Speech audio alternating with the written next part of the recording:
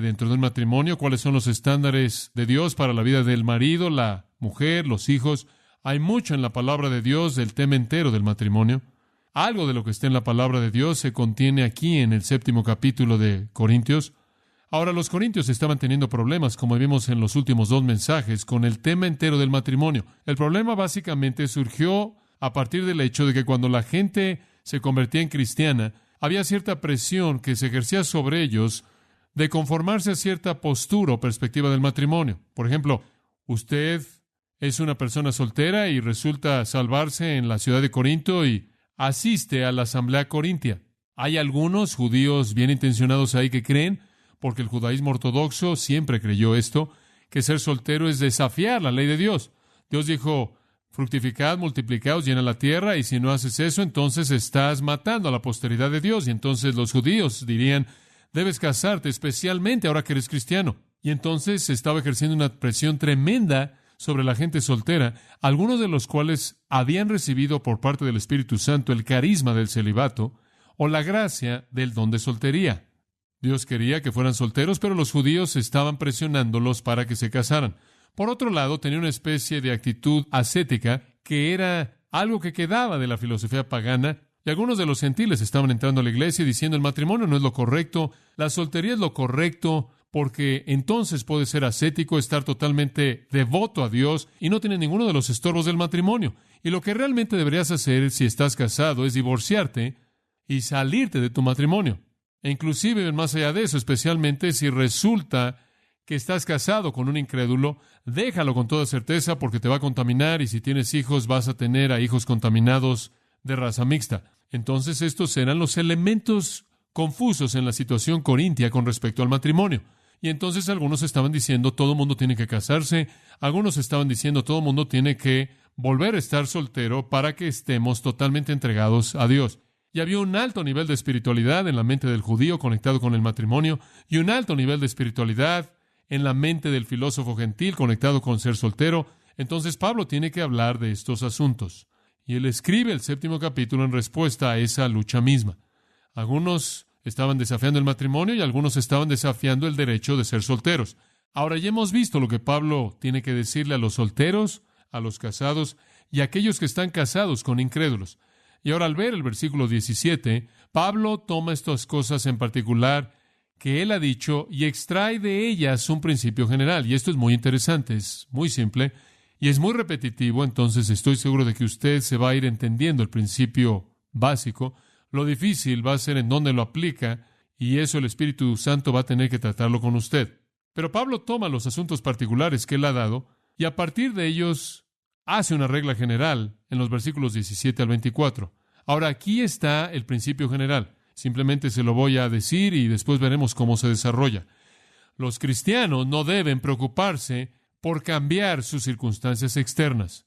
Los cristianos no deben preocuparse por cambiar sus circunstancias externas. Ahora, ese es el principio básico. La vida cristiana no es un asunto social. No es revolución social, es regeneración espiritual. No hay razón por la que alguien diga, ahora que eres cristiano debes dejar de ser soltero.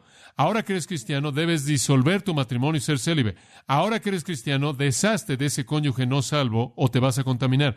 Ahora que eres cristiano y un esclavo, salte de esa esclavitud. El cristianismo no encaja con la esclavitud. Eres libre, dile a su amo que se vaya por ahí, tú te vas. Como puede ver, el cristianismo nunca fue diseñado para agitar las relaciones sociales. Y ese es el mensaje de Pablo. Y lo que estaba pasando en la iglesia corintia era esto. Estaban llegando y usando su cristianismo como una justificación para todo tipo de cambio social. Estaban deshaciéndose de sus esposos y sus esposas. La gente soltera estaba siendo forzada a casarse cuando tenían el don de celibato, el cual Dios les había concedido para propósitos excepcionales de ministerio. Los esclavos estaban quejándose bajo su posición de esclavitud y estaban diciendo, demando ser libre, después de todo somos iguales, uno en Cristo, Gálatas 3:28, no hay varón ni mujer, esclavo ni libre, sino que todos somos uno en Cristo. Y toda esta actitud reaccionaria social podría haber destruido el testimonio de la asamblea corintia. Simplemente la habría destruido. Porque si alguien comenzaba a ver el cristianismo como una revolución social, habrían extinguido la revolución y entonces habrían perdido la oportunidad de ser expuestos a la realidad del cristianismo, la cual es una vida transformada en una reforma social. Entonces lo que Pablo está diciendo es, no conviertan el cristianismo en algo social. Asegúrense de que todo mundo entienda que es una regeneración espiritual y puede existir en cualquier institución social. Ahora, ese es el contenido básico de estos versículos. No hay duda en mi mente, y ciertamente en la mente de alguien que estudia la Biblia, que el cristianismo debió haber tenido un efecto profundo en la sociedad. El hecho de los milagros y señales y maravillas, la enseñanza de la igualdad de los sexos y el esclavo y el libre, la preocupación tremenda con la segunda venida de Jesucristo, la idea del juicio venidero, la idea de la bendición eterna en el cielo, menosprecio hacia cualquier riqueza terrenal. Estas cosas eran factores que eran muy difíciles de entender para el mundo, y estoy seguro de que tuvo un efecto profundo.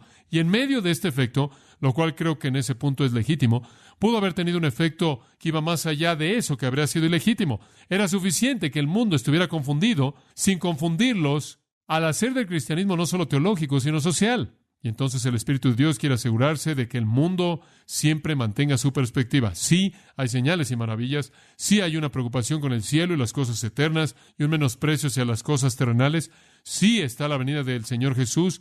Para el cristiano eso es bueno, para el no cristiano eso es malo. Sí, todas estas cosas son verdad, pero mantengámoslas al nivel espiritual y no hagamos del cristianismo una justificación para derrocar al gobierno. Porque cuando hacemos eso, entonces nos volvemos simplemente como cualquier otra revolución y el aspecto distintivo se pierde. Ahora, Pablo quiere mostrar en este pasaje que ser un cristiano no significa que usted tiene que crear caos al sacudir a las instituciones en las que usted vive. El punto es este: una relación con Cristo es compatible con cualquier estatus social. Usted puede ser soltero, casado, viudo, divorciado. Usted puede ser un esclavo, un hombre libre. Usted puede ser un judío, puede ser un gentil, puede ser un hombre, puede ser una mujer. Puede vivir en cualquier tipo de sociedad, democracia o anarquía total, o puede vivir en una dictadura. Usted puede estar en cualquier lugar, desde Estados Unidos a Cuba, a China o cualquier lugar en el mundo, y el cristianismo es compatible con cualquier estatus social. ¿Por qué? Porque es interno, no externo. Y Pablo dice, Corintios, por favor, dejen que el mundo mantenga la perspectiva al no usar el cristianismo como una justificación para representar de manera equivocada la verdad. No importa lo que usted es, no importa lo que es la sociedad en términos de la identidad básica del cristianismo. El Evangelio no es un elemento inmediato que revoluciona o desorganiza la sociedad.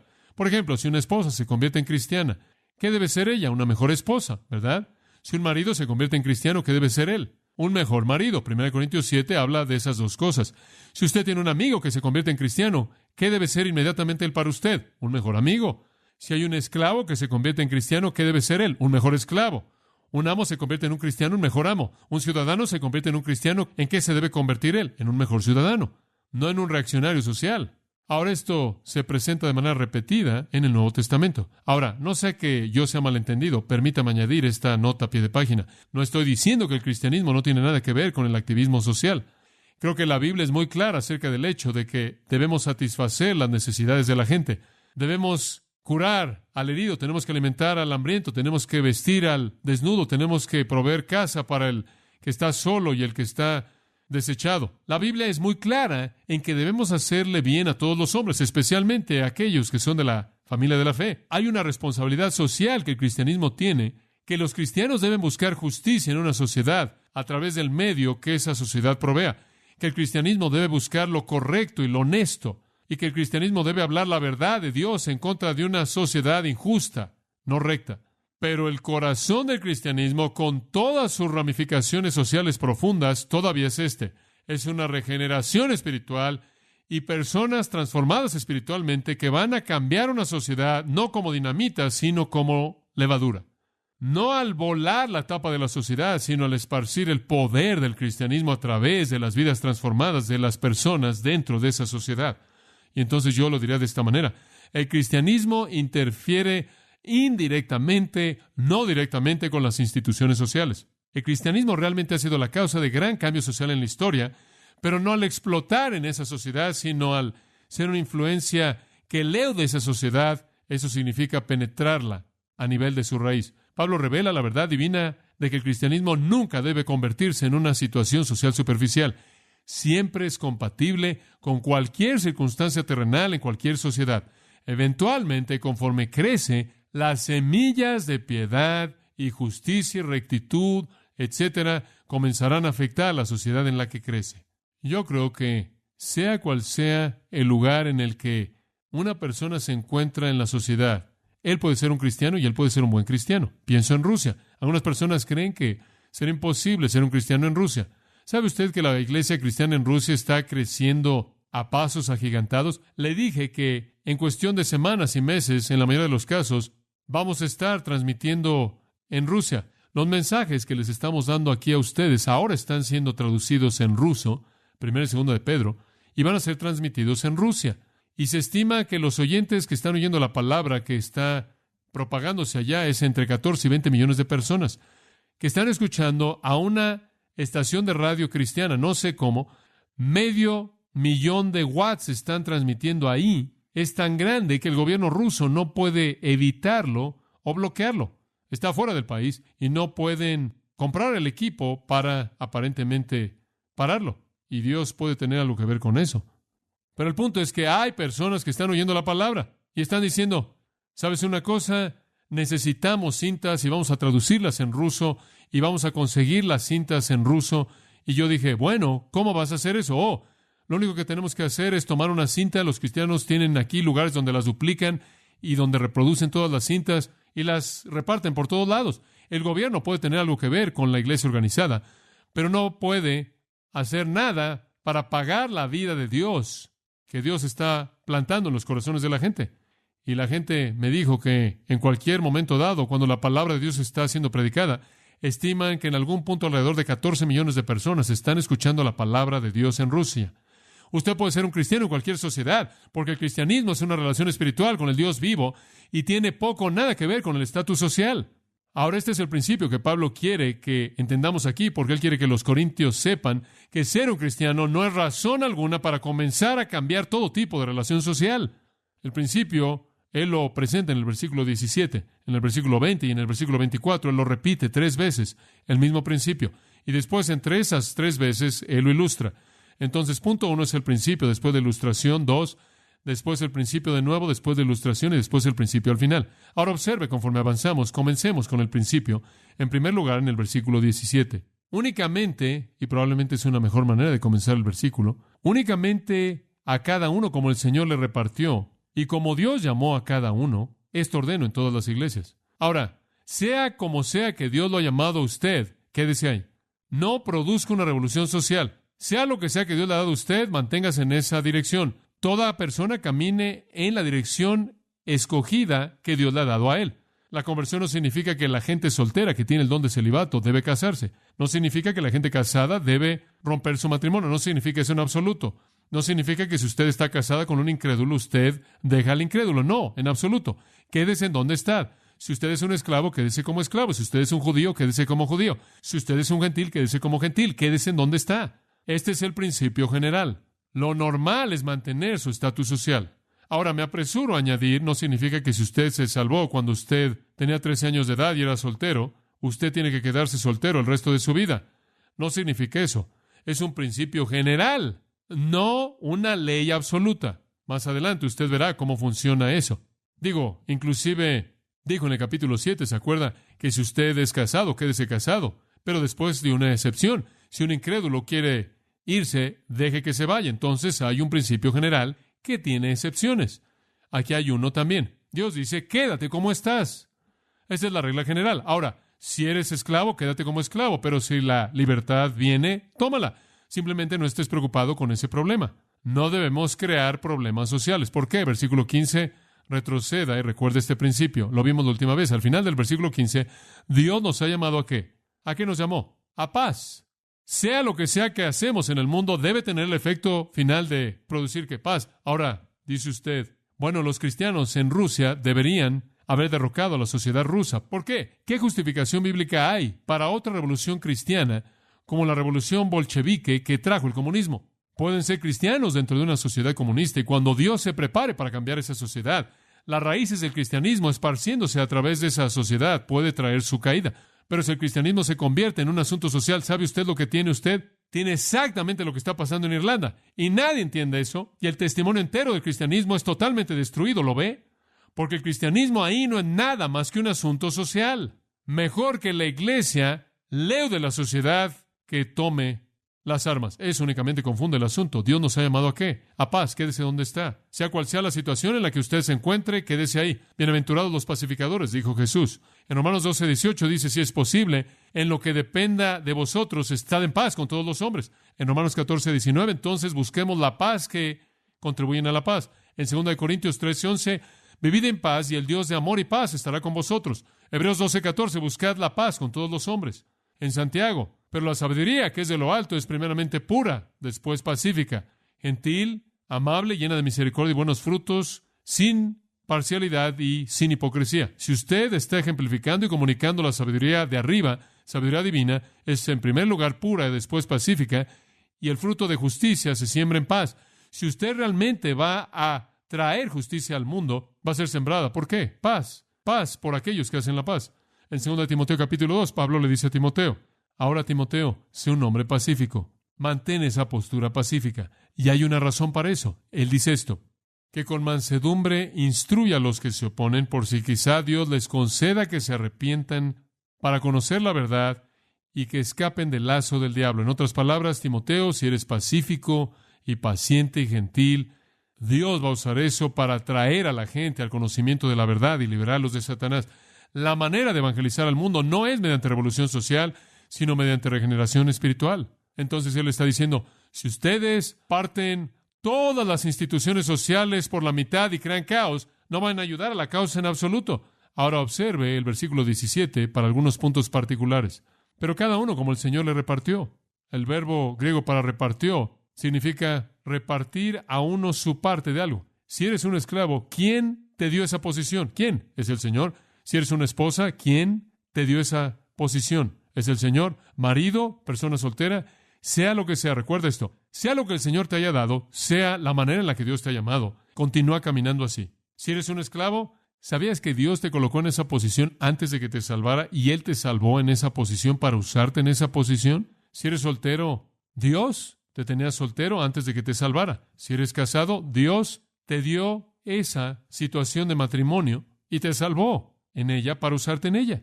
Dios sabía eso. Dios te salvó en cierta situación. Por ahora, quédate en esa situación. Casado, no casado, matrimonio mixto, circunciso, circuncidado, esclavo, libre, lo que sea. Tu estatus de vida es dado por el Señor. Ahora, eso es algo interesante que entender. El tipo de trabajo que tienes y el tipo de estado civil que tienes está relacionado con el plan de Dios, inclusive antes de que te salvara. Y cuando el Señor te redimió en eso, Él te redimió en eso para usarte en eso, por lo menos por el momento. Que no te falte el contentamiento. No digas, oh, ahora que soy cristiano, ya no puedo hacer esto. Ahora, no estoy hablando, no sé, si estás a cargo de un negocio de prostitutas o vendes whisky de manera ilegal o algo así. Eso es algo diferente, porque eso es ilegal, inmoral. Pero cuando estamos hablando de cosas que simplemente son cosas de relaciones sociales que no tienen valor moral, Dios no espera que de pronto, ya que eres cristiano, te salgas de todo. Dios te tiene ahí por una razón. Él te tuvo ahí antes, inclusive de que te salvara, te salvó mientras que estabas ahí, y entonces es simple, quédate así. Sea cual sea la situación social en la que estás, Dios puede llevar a cabo su obra y el cristianismo puede ser compatible con eso. Entonces quédate en donde estás. No hagamos del cristianismo el problema de toda la sociedad. Mostremos a la gente en el mundo, dice Pablo, que el cristianismo le da solidaridad a la sociedad, que le da solidaridad a la vida, y no que es caótico.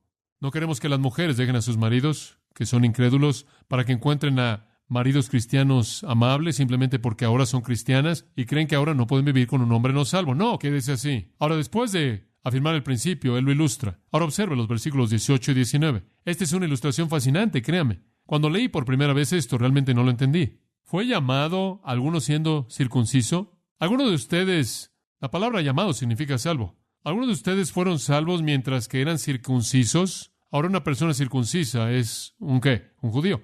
Muy bien. ¿Algunos de ustedes fueron salvos cuando eran judíos? Bueno, claro, muchos de ellos. Entonces, ¿qué? Quédese circunciso. Dice usted, bueno, no hay mucho que pueda hacer para salirse de eso.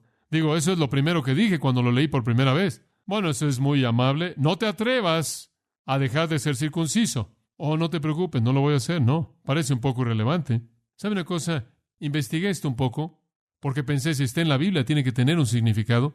Y aunque se oye como ser un poco difícil, ¿sabe usted que hubo un periodo en la historia de Israel entre el término del Antiguo Testamento, Esdras y Nehemías, y la apertura del Nuevo, la llegada de Juan el Bautista? Hubo un periodo de 400 años. Durante ese periodo, los griegos gobernaron en Israel. Y hubo un hombre ahí llamado Antíoco que gobernó. Hubo una reacción interesante a su gobierno. Algunas personas se rebelaron contra él, los macabeos, Judas Macabeo y sus hijos, quienes eran judíos, y muy celosos y patriotas y nacionalistas, comenzaron la revolución macabea. Se rebelaron en contra de Antíoco. Por otro lado, habían algunos judíos que querían seguir el sistema griego porque querían ganar favor y prestigio social y estatus social. La historia de Judas Macabeo y su revolución está contenida en 3 libros, primero, segundo y tercero de Macabeos. Ahora, esos 3 libros aparecen en los libros apócrifos, la cual es la parte no bíblica de la Biblia católica. Por ejemplo, algunos de ustedes quizás conocen esa parte de en medio que tiene Esdras,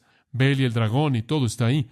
Bueno, primero y segundo y tercero de Macabeos cuentan la historia de esa revolución macabea durante esos años intertestamentarios. No son libros bíblicos, pero tienen historia interesante en ellos. Y nos dice en el primer capítulo de primero de Macabeos, de alrededor del versículo 11 al 16, que habían judíos renegados que querían identificarse con los griegos. Y entonces, de hecho, pasaron por una operación quirúrgica para tratar de quitarse las cicatrices de la circuncisión, para que pudieran ir al gimnasio, dice Josefo, y parecer como si no estuvieran circuncidados. Dice usted, ¿por qué harían eso? Bueno, es obvio por qué harían eso. Hacían eso con el propósito de identificarse con los griegos para tener estatus social. Entonces, usted sabe que cuando Pablo dice, mira, si fuiste salvo como judío, no hagas eso. Dice usted, bueno, ¿por qué no? Permítame decirle, un judío viene a Cristo, se salva. ¿Quién sería la persona más probable entonces a quien él podría guiar a Cristo? Otro judío, ¿verdad? Y alguien en su propia familia. Entonces, si un judío viene a Cristo e inmediatamente renuncia a su judaísmo, quiere dejar de ser circuncidado e identificarse de manera total con la cultura gentil, ¿qué van a decir sus amigos judíos? ¿Van a llamarlo un qué? Un blasfemo, un apóstata, quien no es apto para el cielo. Quitar la marca del pacto sería impensable, y él inmediatamente se aislaría a sí mismo del campo de cosecha en el que él es más capaz de cosechar. ¿Lo ve usted? Entonces Pablo dice, no hagas eso. Habían algunos gentiles en la iglesia diciendo, ahora que eres cristiano, si realmente quieres alcanzar a la sociedad gentil, vas a tener que dejar, tú sabes, el asunto judío, y ciertamente no puedas venir conmigo al spa local ahí, y todo el mundo va a saber, tú sabes, tienes que ver algo con ese hombre, de otra manera no vas a alcanzar a estas personas. Y él dice, mira, quédate como eres, porque en tu esfuerzo por alcanzar a esas personas probablemente de cualquier manera no vas a tener éxito y vas a aislar a las personas a las que Dios quiere que tú alcances, tu propio pueblo, tu propia gente. Cada uno de nosotros tiene un campo de cosecha. No hay razón por aislar a todos los judíos que tienen una fuerte convicción por su identidad judía.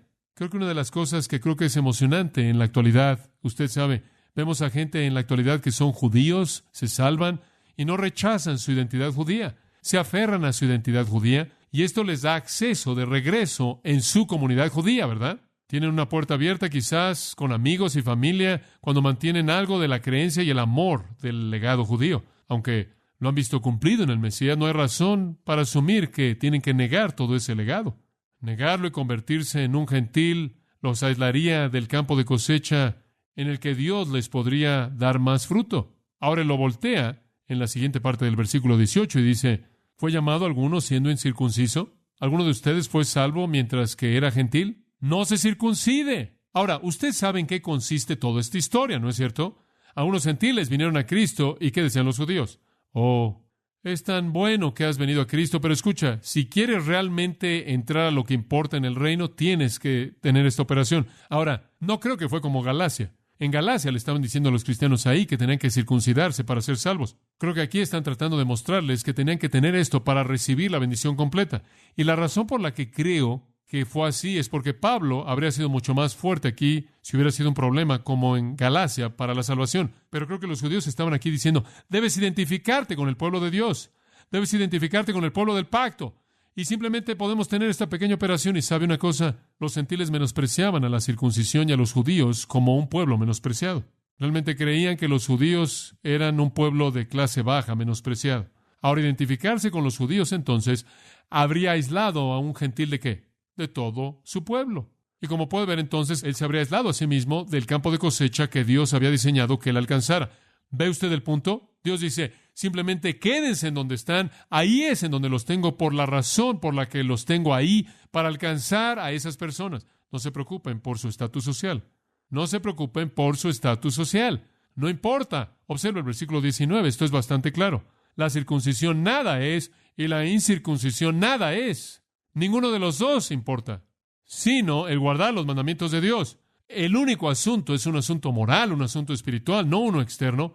No importa qué operación tuviste o no tuviste. Y no hay sentido para algo que no importa. No hay sentido en que te aísles a ti mismo de todos tus amigos y toda tu familia.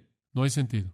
Podría decir mucho de la palabra obediencia. Es el corazón de todo, ¿no es cierto? Lo que importa en el versículo 19 es guardar los mandamientos de Dios. Concentrémonos en lo que es importante. No le demos importancia a lo que no es importante. No nos enredemos con lo externo, lo superficial. Recordemos que lo que importa es la obediencia. Muy bien, habiendo afirmado el principio y habiéndolo ilustrado, él ahora lo vuelve a afirmar. Y si cree usted que esto es repetitivo, tiene razón. Cada vez que Dios dice algo, es importante. Cada vez que él hace que su profeta o apóstol lo diga 3 veces, es así de importante. Versículo 20. Cada uno en el estado en que fue llamado, en él se quede.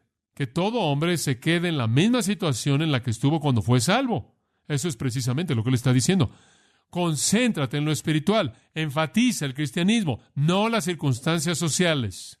Los cristianos necesitan estar preocupados con cosas espirituales. Como usted sabe, vivimos en una democracia y es emocionante, pero yo dudo que hay cristianos que son igualmente maduros como somos, que están igualmente entregados a Jesucristo y que puedan tener mucho más recompensa que nosotros viviendo en países en donde hay opresión total, porque el cristianismo es compatible con cualquier situación social. Y la preocupación de Pablo aquí es que los cristianos se den cuenta de que el asunto primordial es ser un cristiano, no las circunstancias externas que son relativas o totalmente no importantes. Nunca deje que las cosas externas se conviertan en algo de importancia seria. ¿Estás diciendo que esto significa que no puedes tener progreso alguno? No, él no está diciendo eso. Él no está diciendo que no puedes ser promovido o ascendido, que no puedes avanzar en tu negocio o en tu educación, o buscar una mejor vida, o buscar incrementar tu ingreso, o conseguir un mejor trabajo, o cambiar de empleo. No, pero lo que él está diciendo es, no sacudas el equilibrio social en el nombre de Cristo. En otras palabras, nadie debe desear cambiar su estatus en la vida simplemente porque es un cristiano, como si el cristianismo fuera incompatible con cierto tipo de posiciones sociales. No lo es. Es compatible con cualquier cosa. Es apto para cualquier hombre o cualquier mujer en cualquier situación en la vida, siempre y cuando esa persona se dé cuenta de que lo que es clave es guardar los mandamientos del Señor. La obediencia es posible en cualquier situación. Ahora usted podría pagar un precio más elevado por la obediencia en algunos lugares que en otros, pero es posible. Como puede ver, cuando el Señor lo salvó a usted, Él no lo salvó a usted para cambiar su estatus terrenal. Él lo salvó a usted para cambiar su alma, su destino eterno. Ahora Él va a ilustrarlo de nuevo. Observe los versículos 21 al 23. Y esta es la ilustración número 2. Y aquí hay una buena ilustración porque es una ilustración de la esclavitud. ¿Fuiste llamado siendo esclavo? Dulos, esclavo. ¿Fuiste salvo como esclavo? No te dé cuidado. Esa es una frase idiomática en griego. Significa, no te preocupes, no importa. Si fuiste llamado como esclavo, no importa. Dice usted, John, ¿acaso la Biblia dice que la esclavitud no importa? No, la Biblia no dice que la esclavitud no importa. La Biblia dice, si fuiste salvo como esclavo, no te preocupes por eso. ¿Puedes ser cristiano como esclavo? ¿Puedes? Puedes ser cristiano como cualquier cosa, socialmente hablando. No estoy hablando de cosas morales, sino sociales. Pablo no está aprobando la esclavitud. Él meramente está diciendo que la esclavitud no es un obstáculo para la vida cristiana. ¿Sabe una cosa? En Efesios capítulo 6, Pablo tiene unas cuantas palabras para algunos esclavos. Y sabe usted, lo que les dice no es, ahora que eres cristiano, vas con tu amo y le dices, mira, tú y yo somos iguales, entonces lo que quieres hoy y lo que yo quiero mañana y vamos a hacer que esto opere. No, él dice, si fuiste esclavo, versículo 5 de Efesios 6, sé obediente a aquellos que son tus amos según la carne, con temor y temblor, con devoción, con singularidad de corazón como a Cristo. Quédate como un buen esclavo. Dale a ese hombre todo lo que él quiere. Sírvelo con todo tu corazón como si fuera Jesucristo en la carne. Dale todo lo que pide, no sirviendo al ojo. ¿Sabe usted lo que es servir al ojo? Eso es trabajar cuando el jefe está viendo.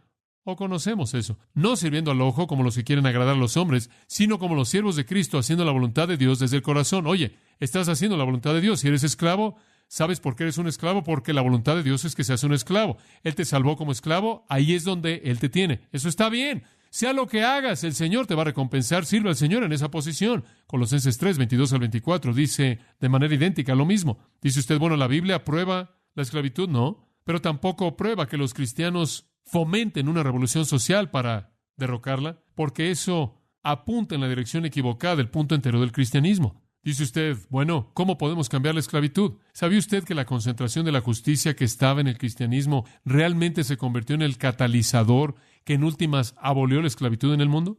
El cristianismo ha hecho eso. Lo importante, como puede ver, es servir a Dios. Y un esclavo no debe preocuparse del hecho de que él es un esclavo, él simplemente debe servir a Dios. Y conforme este tipo de vida de justicia, de rectitud, comienza a penetrar y a esparcirse, la caída de un sistema esclavizante va a ocurrir. Ahora, si el Señor se tarda, yo creo que las semillas del cristianismo, inclusive en una nación como Rusia, van a traer la caída de esa nación. Creo eso. Y creo que puede venir más rápido de lo que muchos de nosotros pensamos. No, lo importante es servir a Dios. Y Dios, mediante la vida justa de muchos, va a cumplir sus fines socialmente en el mundo. Entonces, si usted es un esclavo, sea un buen esclavo. Si usted es un amo, sea un buen amo. Si usted es una esposa, sea buena, lo que sea. Entonces Él dice, si eres un esclavo, no te preocupes. Una cosa que Pablo no quiso era que muchos cristianos esclavos se rebelaran. ¿Puede imaginarse una revolución cristiana? No funcionaría. ¿Sabe una cosa? Eso era lo que esperaban que Jesús hiciera cuando Él vino al mundo, ¿se acuerda? Esperaban que Jesús viniera como el Mesías y derrocara a Roma. Después el cristianismo habría entrado en toda la historia como un movimiento político, ¿no es cierto? Jesús dijo, no, eso no es lo que es un cambio en el interior. La esclavitud está bien si Dios te ha llamado en ese estatus. Incorporado en el patrón de justicia cristiano como levadura que se está moviendo en medio de una sociedad, es la disolución de la maldad en esa sociedad, conforme el cristianismo penetra. Observe lo que dice en el versículo 21, al final del versículo. Pero también si puedes hacerte libre, procúralo más. Pero no estoy diciendo que tienes que quedarte como esclavo. Algunas personas usan este pasaje, lo voltean al final del versículo para que signifique que si se te ofrece la libertad, recházala. Hombre, si fuiste salvo, esclavo, quédate como esclavo. No. Creo que lo que él está diciendo aquí es que si fuiste salvo como esclavo, entonces no te preocupes. Pero si la libertad se te ofrece, tómala. Y sabe una cosa, en Roma existía la provisión. De hecho, muchos dueños mantenían una canasta de huevos y añadían dinero a la canasta todo el tiempo hasta que finalmente llegaba el punto en el que el hombre podía comprar su propia libertad. Entonces la definición no era necesariamente opresiva. En algunos casos habían amos crueles, pero usted podía ser un esclavo y podía ser tolerable. No te preocupes, pero si tu libertad viene, úsala. Y esto simplemente significa que Dios te está dando eso y llevándote a dar otro paso. Hay una buena ilustración de esto en el pequeño libro de Filemón. Filemón es un pequeño libro interesante, apenas después de Tito y antes del libro de Hebreos. Y Filemón era un hombre cristiano en Colosas. Él tuvo un esclavo, entre otros esclavos. Probablemente fue un hombre muy rico. Uno de sus esclavos se llamó Onésimo. Y Onésimo decidió que quería su libertad. Entonces Onésimo se robó unas cosas de la casa de Filemón, empacó su pequeña mochila y huyó a Roma. Y él estaba buscando perderse en la multitud en Roma. Y mientras que él estaba mezclándose con la multitud en Roma, se encontró con un hombre muy interesante llamado Pablo, lo cual comenzó una transformación muy dramática en la vida de Onésimo. En el versículo 10, Pablo dice, te ruego por mi hijo Onésimo, a quien engendré en mis prisiones. Ahora no sabemos cómo. Pablo sin duda era un prisionero aquí, de alguna manera él estuvo en contacto con Onésimo y llevó a Onésimo a Cristo. Onésimo se convirtió en cristiano y Pablo lo amaba. En el versículo 19 dice, este hombre me fue útil y realmente me preocupaba y me era importante. Pero un día Pablo y Onésimo, en cierta manera, estaban platicando y se sentaron y Onésimo dice, oye Pablo, tengo que decirte algo. No sé cómo vas a recibir esto, pero soy un esclavo prófugo. Bueno, eso debió realmente haber aplastado a Pablo. ¿Qué iba a hacer? Bueno, ¿quién es tu amo? Bueno, es Filemón. Tú sabes, un cristiano allá en Colosas. Eso inclusive lo empeoró. Bueno, ¿qué puede hacer Pablo? Bueno, mira, la esclavitud de cualquier manera es una institución corrupta. Simplemente tranquilo, te va a mantener aquí, nadie jamás va a saberlo. Eso es una cosa, simplemente te vamos a esconder. La otra sería, te voy a mandar de regreso con una carta diciéndole a Filemón lo que pienso de él como un amo de esclavos. Y Filemón podría haber sido, querido Filemón, libera a todos tus esclavos, la esclavitud es una institución corrupta. O Pablo pudo nada más haber dicho no. Según esta sociedad, tenemos un estatus social para amos y esclavos. Tú eres un esclavo, desobedeciste las reglas de la sociedad, tienes que regresar y corregir las cosas, y eso es lo que él hizo. Y él envió a Onésimo de regreso con una carta. ¿Y sabe usted lo que dice la carta? Oye, Filemón, aquí viene tu esclavo. Y él realmente ha sido muy bueno conmigo y lo he guiado a Jesucristo. ¿Lo aceptarías como tu hermano? ¿Lo recibirías de regreso con buena actitud como tu buen esclavo? Creo que te va a servir el mejor de lo que jamás te ha servido. Y ahí sale Onésimo con la carta. Y sabe una cosa, él estaba arriesgando mucho, porque los esclavos en esos días, por haber huido, podían ser matados, o en el mejor de los casos se les tatuaba en la cabeza, colocaban una F grande en su cabeza para fugitivus, lo cual significaba que huyó. Entonces él pudo haber pagado un precio elevado. Pero Onésimo, ahora como esclavo de Cristo, va de regreso y entrega la carta, y la tradición nos cuenta que Filemón lo abrazó con brazos abiertos y fueron aceptados como hermanos juntos, aunque él continuó siendo un siervo y un esclavo. Ahora, en todo Filemón, Pablo no dice nada de la esclavitud. Él no la condena, no le dice a Filemón que libere a Onésimo, él simplemente acepta el estatus social en el que estaba Onésimo y sabía que podía regresar y ser un esclavo y no tendría efecto alguno en su vida cristiana. Ahora, algunas personas han criticado a Pablo por no atacar el sistema de la esclavitud, pero el punto es este: si el cristianismo hubiera animado el término de la esclavitud, entonces el cristianismo habría sido visto como una revolución política y los cristianos habrían sido matados en una revolución. Y yo añadiría otra cosa: si los cristianos esclavos hubieran comenzado a sacudir a la sociedad, entonces el asunto primordial habría sido perdido. El asunto de la fe en Jesucristo. Ahora, usted sabe lo que ha pasado en Estados Unidos. Cada vez que el cristianismo, entre comillas, se apega a un movimiento social, el mensaje del cristianismo se pierde de manera total. Dada la fe cristiana, la emancipación sucede, pero el tiempo no era el correcto. Entonces Pablo dice, no te preocupes con tu condición terrenal, no te preocupes con una situación que es superficial, lo que importa es interno. Ahora veamos el versículo 22. Y aquí él presenta una paradoja muy interesante que realmente no se entiende de manera total si usted la empuja, pero de manera simple es muy clara. Porque el que en el Señor fue llamado siendo esclavo, liberto es del Señor. Porque el que en el Señor fue llamado siendo esclavo, liberto es del Señor.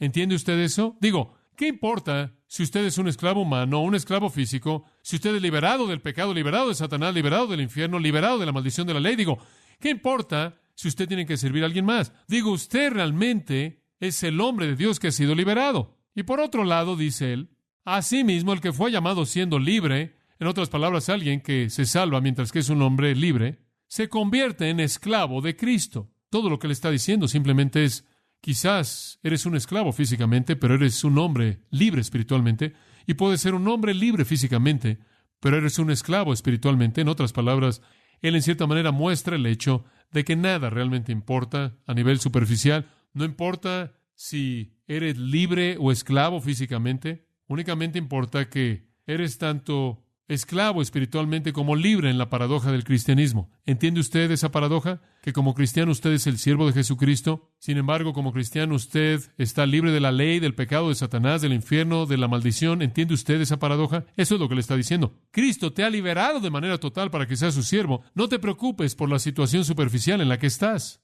Ahora, él da un paso más hacia adelante en el versículo 23. Él dice, por precio fuisteis comprados. No os hagáis esclavos de los hombres. Nunca jamás te consideres a ti mismo esclavo. Quizás puedes ser un esclavo físico, pero no andes por todos lados diciendo, oh, tengo que deshacerme de la esclavitud de mi vida. Puedes ser un esclavo físico, pero no andes por todos lados diciendo, oh, me tengo que deshacer de las cadenas de mi esclavitud. Escucha, realmente no eres un esclavo de los hombres. Si resultas ser un esclavo cristiano, eres un esclavo cristiano porque Dios te tiene ahí y Él te compró con un precio y eres su esclavo, su siervo. Y eso es lo que le leía a usted antes en Efesios 6, que cuando usted sirve a su amo, hágalo de corazón como para ¿quién? Para el Señor. Usted realmente está sirviendo a Dios. Usted debería obedecer a su jefe como si fuera Jesucristo encarnado. Ese es su punto.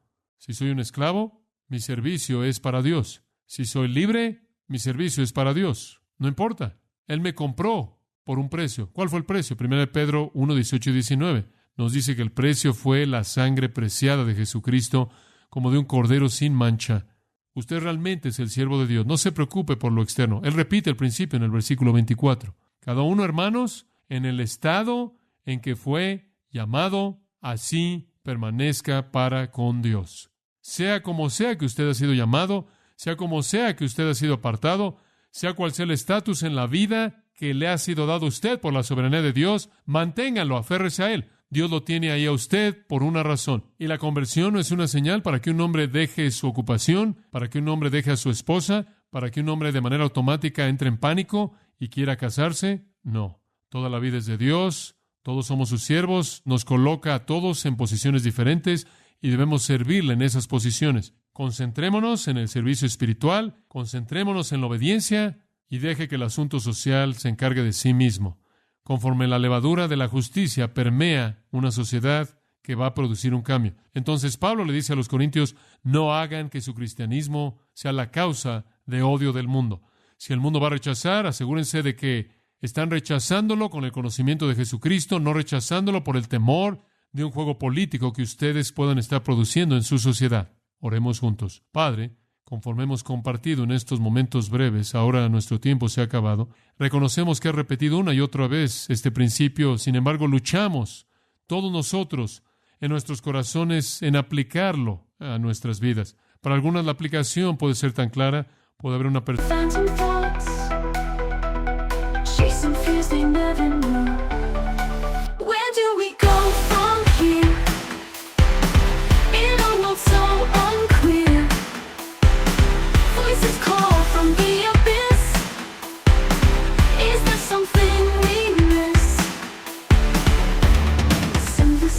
brief inside, heartbeat in electric hum, fragments of a shattered mind, rhythms start to spirits numb. In the silence, can you hear harmony with every tear? Symphony of restless souls, an eternal burning cause. Where do we go from here? In a world so unclear, voices call from the abyss. Is there something we miss?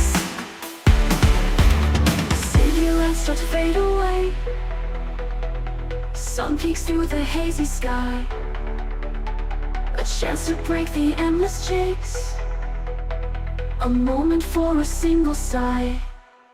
Maybe this is where we start, a brand new map within our hearts. The whispers turn to guiding stars, embrace what truly scars. From the ashes we can rise, find the strength within our eyes, united in our silent plea. There's beauty in the things we see. This is where we go from here, through a world that can be clear. Listen to the whispers rise, we'll find what we all despise. Flowing through the streets no more, leaving futures to explore. The ghosts of yesterday won't stay, we'll find our light, a brand new day.